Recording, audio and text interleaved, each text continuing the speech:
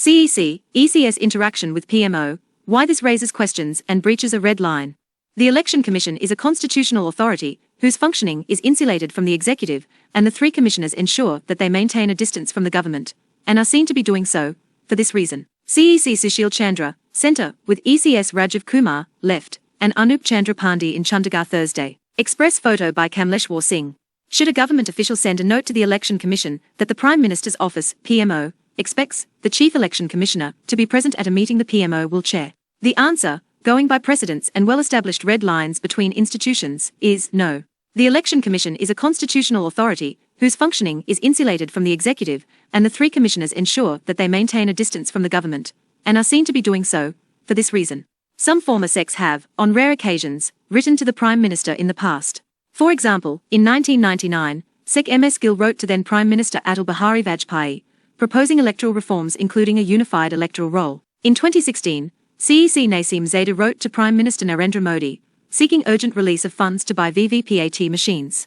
It was the CEC flagging an issue to the executive on their terms, on a subject of their choice. In this case, it is the government effectively summoning the CEC to attend a meeting called by the PMO. This is very unusual, said an official. Indeed, the three ECS don't attend meetings or discussions called by officers of the government to maintain the image of independence in the public eye. In fact, government officers call on the three ECS, not the other way round. Apart from protecting the Commission's image of independence, the latter is also a matter of protocol.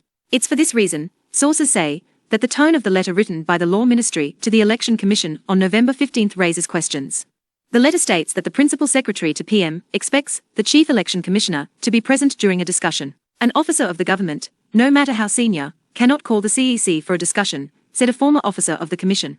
The CEC is learned to have conveyed his displeasure at the wording of the Law Ministry letter and stayed away from the video meeting, in which his subordinates were present. However, what still raises questions of propriety is that, subsequently, the three commissioners agreed to join the interaction with Mishra. The independence of the Commission from the executive has been reiterated by the top court. In 1995, the Supreme Court, in its judgment in the TN session v Union of India and Oars, observed that it is inherent in a democratic setup that the agency, which is entrusted the task of holding elections to the legislatures, should be fully insulated from the party in power, or executive of the day. This objective is achieved by the setting up of an election commission, a permanent body, under Article 324(1) of the Constitution. Significantly, the latest development comes when the Commission has, over the last 5 years, come in for criticism, especially from political parties that questioned the watchdog's independence.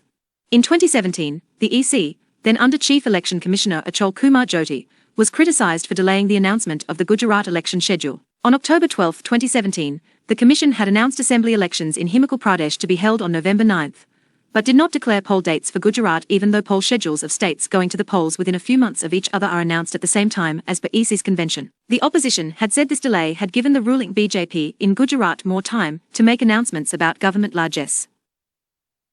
During the 2019 Lok Sabha elections, the EC, under Chief Election Commissioner Sunil Arora, was divided in its response to complaints alleging poll code violations, including those related to speeches by the incumbent Prime Minister Narendra Modi and then BJP President Amit Shah. At that time, Election Commissioner Ashok Lavasa had opposed the all-clear given to them on at least 5 occasions.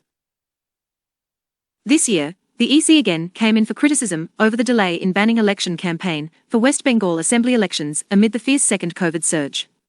The Trinamool Congress and the Congress filed petitions with the EC urging it to end campaigning and reschedule the remaining election dates in West Bengal in the wake of the COVID surge.